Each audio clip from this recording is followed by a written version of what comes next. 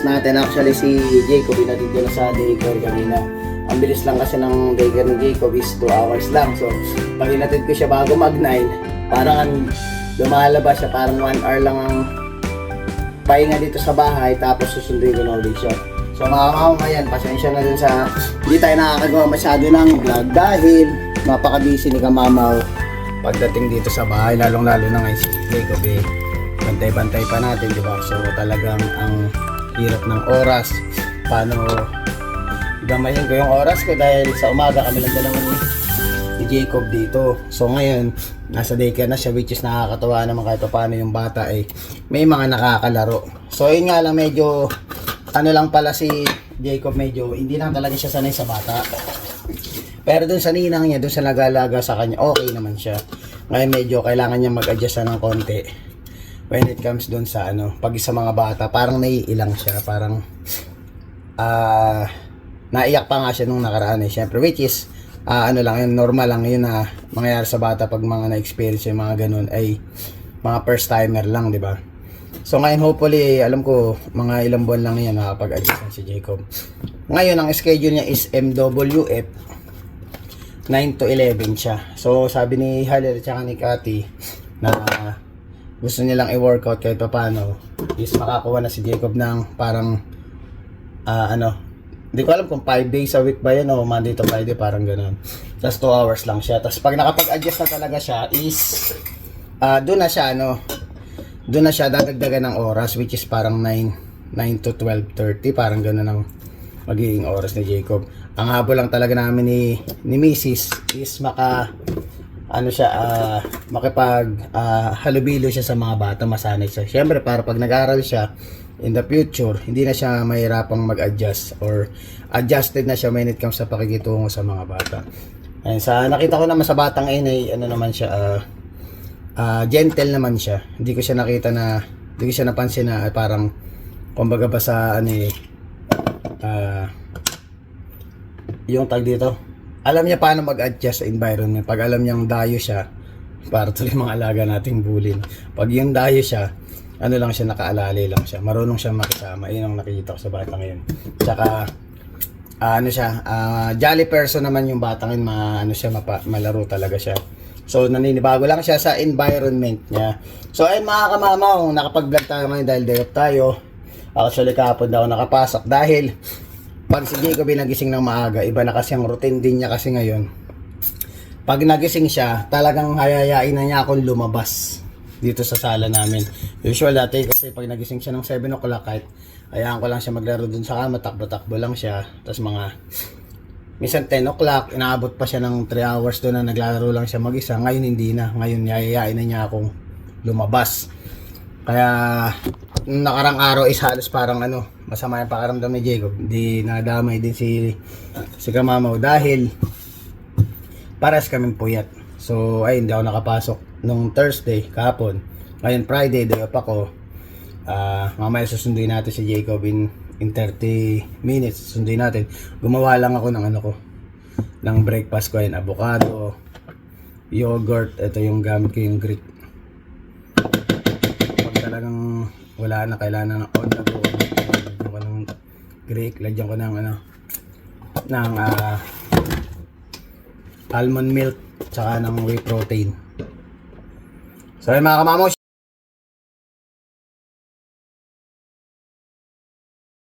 kamamaw, kalimutan ko sabihin na yun pala, peanut butter.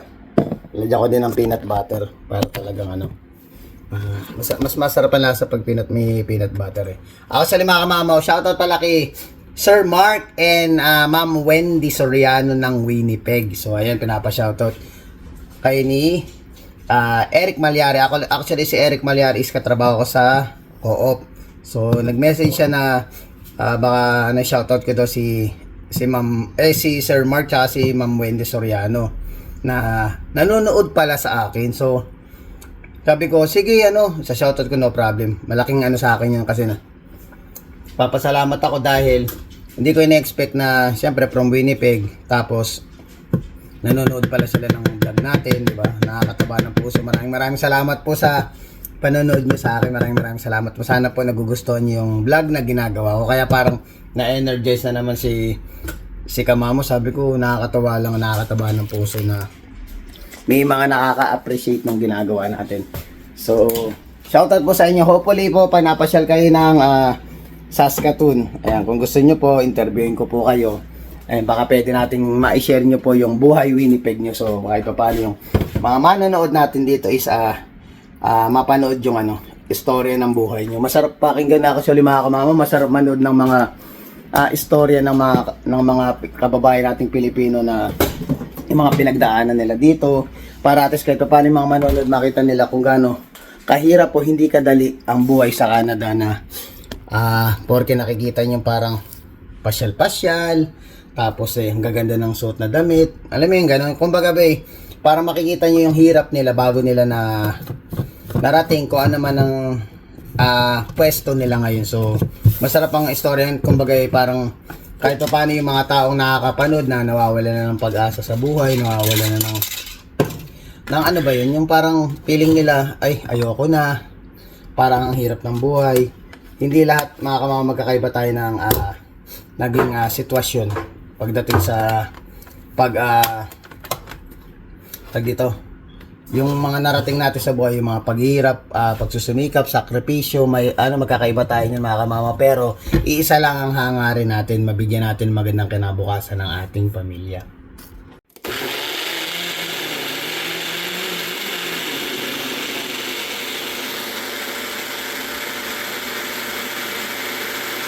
Ayan, pagawa na tayo. Sunduin na natin si Jacob.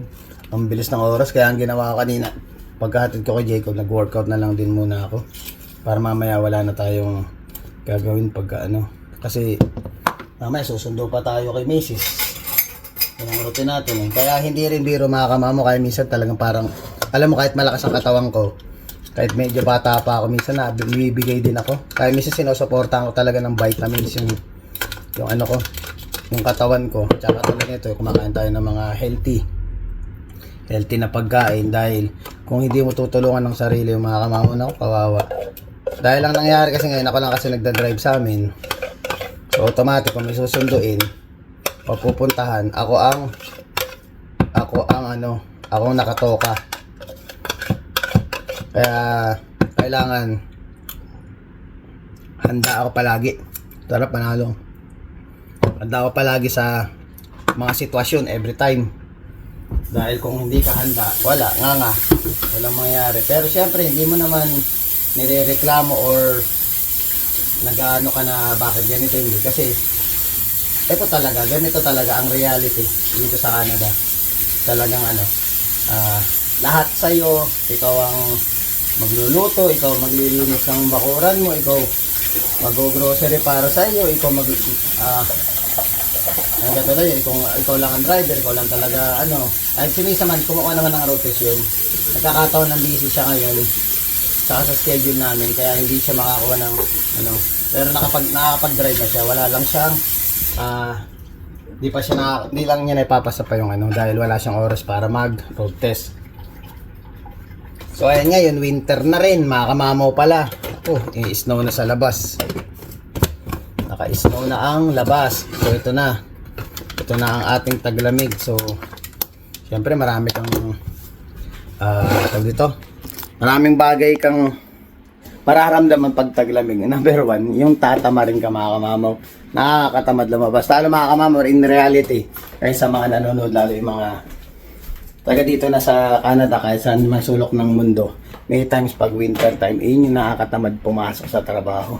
Alam mo yung sa sobrang lamig, parang mas gusto mo nakahilata ka na lang, nakapagpahinga ka na lang. So, pero pag day off mo naman, hindi ka naman makatulog. Yun ang pinaka-baliktad na sitwasyon. Pag day off mo, yung mga bagay na gusto mong gawin, pag may pasok ka, yun ang hindi mo nagagawa. Yung magpahinga, yung matulog. Pero pag may pasok ka, parang kala mo ang bigat-bigat ang katawan mo para hindi ka makabangon. Ito lang ating breakfast natin yun.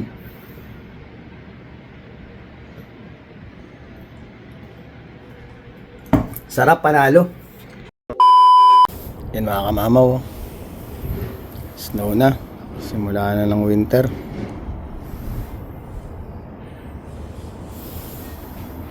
Ayun, sundo na tayo kay Jacob. Ayun pa pala mga kamamaw, pag winter time, ang isa sa pinaka pag dumarating winter time, yung mga bayarin, yung mga bills mga kamamo, for example, yung electricity, syempre gumagamit na tayo ng heater. Tapos yung gasolina, nalalakas tayo sa gasolina dahil hindi mo naman pwedeng right away papaanda rin na ganyan sa sasakyan mo, tapos alis ka hindi ganoon, malamig. Tapos magmimis-miss ka pa ng katulad yun, nag-shovel ako kanina sa nag-shovel na, ko, tinanggal ko yung mga snow dyan sa sasakyan ko. Kumbaga ba, hindi katulad dati na pag aalis ka, right away, start agad. Ngayon hindi, talagang papainitin mo pa. Actually, dalawang painit pa ako kanina dahil baka lamigin yung alaga natin dito sa sasakyan. Kaya pinainit ko pa yung sasakyan bago ko umalis kanina. Ngayon, nag-start na naman ako. Kaya nangyayari parang 50% ng gasolinang nilalagay natin is parang kinakain lang siya ng ng alam mo yun na kinakain agad siya ng pag start mo nung sasakyan na yun, malakas yan lalo yung natin kasi bumukas na yung sa furnace natin pag bumuga na yan. Kumbaga may halong tuwa dahil mainit sa bahay, pero may halong kaba dahil mataas na naman yung bili mo sa kuryente. So ngayon ito, sundin natin si Jacob ngayon. Tingnan natin kung ano natin kung umiyak ba si Jacob. Pero syempre normal lang naman yun na umiyak yung bata dahil first time natin hindi sanay sa and then which is kaya nga natin dinala sa daycare yung bata para masanay siya makihalubilo dun sa mga bata na niya, mga kalaro niya. At least alam mo yung masarap sa pakiramdam makita mo yung anak mo na masaya. Iyon na lang naman makamamo yung natin.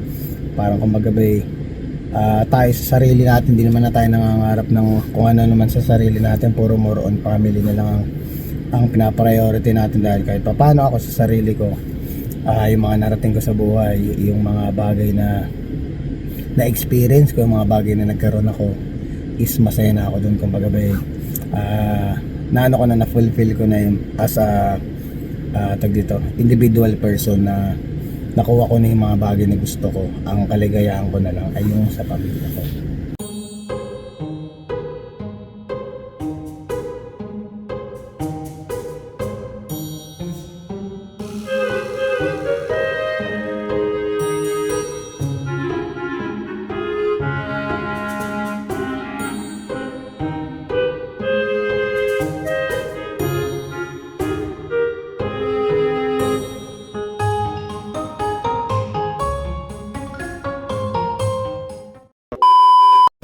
Mga mamaw, nandito na tayo.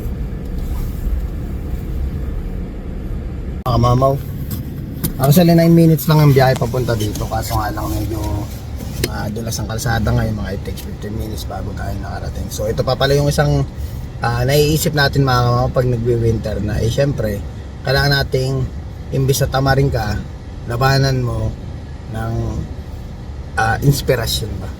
Para isipin mo kasi magdi-December, alam mo naman pag December is siyempre kahit paano mapasaya natin yung mga pamilya natin sa Pilipinas, siyempre yung mga anak ko rin, kahit paano may maibigay tayo sa kanila na makapagpasaya sa kanila, which is yun yung makakapag sa atin sa kalooban ng isang OFW na mabigay natin kahit paano na once a year lang naman yung mga ganung pagkakataon, bigyan natin sila ng ligaya ngayong Pasko. Kaya yun ang naging rin, isipin din natin pag yung padating na yung winter na ganito na kailangan mong magdoble sikap kaysa tamarin ka dahil kailangan mong magpadala, kailangan mong maging isang Santa Claus. Di naman sa lahat bibigyan mo sila. Siyempre ang papriority mo palagi mga kamamo, magulang mo, mga anak mo at pamilya mo.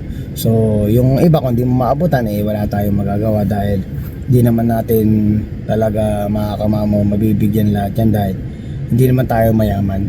Yun, number 1. Hindi na tayo mayaman, wag kang bigay ng bigay din na parang halos wala nang matira sa'yo, isipin mo rin yung sarili mo. Pero syempre, hindi naman sa nagdadamot, kaya ibig sabihin, ang point na pinag-uusapan natin dito is maging mas prioritize mo lang yung mga bagay na dapat mong unahin kaysa sa ibang tao. Dahil syempre, hindi naman tayo mayaman or maraming pera para mabigyan mo lahat. Syempre, darating ka sa point talaga mga kamamo na maraming hihingi sa'yo, nasa abroad ka. Yun ang talagang nasa mentality nila na pag nasa abroad ka o nasa Canada ka pa na ay maraming pera to, maraming ipon to. Syempre, darating yung lumalabas yung mga comparison niyan, yung iba nasa Hong Kong, yung iba nasa Singapore, iba nasa Australia, iba nasa Amerika, iba nasa Saudi. So syempre ang minsan mentality talaga ng Pilipino, akala nila porke nasa abroad is malaki na yung sinusweldo, lalo pa pag narinig nila Canada. Naalabas yung comparison, nasa Saudi yung isa, kasi ito nasa Canada. Mas big time to si Canada. Hindi rin conforme din sa trabaho na kuha mo. Katulad yan, kung nasa Saudi ka, kung engineer ka naman, makakamamo, di ba? Siyempre, or doktor ka dun, sigurado mas malaki sweldo mo sa mga nasa Canada. Nagkataon lang na parang masarap lang pakinggan. Katulad ko na wala nung nag-apply ako, papunta ako dito, is iba yung pakiramdam talaga, makakamamo, nung narinig mo na kaya sa Canada ako pupunta. Iba yung pakiramdam, iba yung vibe na every time na pagbabanggitin mo parang nakaka-proud. Kaya syempre naman, kahit saan ka magpunta, kahit saan bansa ka pumunta, maging proud ka sa sarili mo dahil pinaghirapan mo yan. So ayun, inaano ko lang para at least kahit paano wala tayong di tayo ma-confuse dito sa vlog natin na baka porke nasa Canada nagyayabang, na hindi ganun. Naano ko na lang na kung basta kung nasaan ka, pinaghirapan mo yan. Sunduin na natin si Jacob. Ay, start ko na may sasakyan na. Pag 5 beses ko na na-start ngayong araw yan, kaya yung gasolina lakas.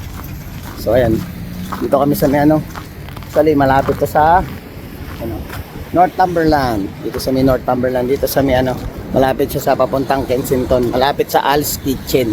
So ayan, tingnan natin yung isa kong umiyak. Hello, ay, umiyak na naman pala. Umiyak na naman. Yan, umiyak.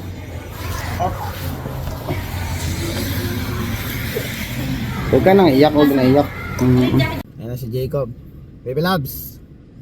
Ayan, uwi na kami. Medyo umiyak siya ng konti, pero maganda yung sinabi naman ni Kat nung nag-alaga sa kanya.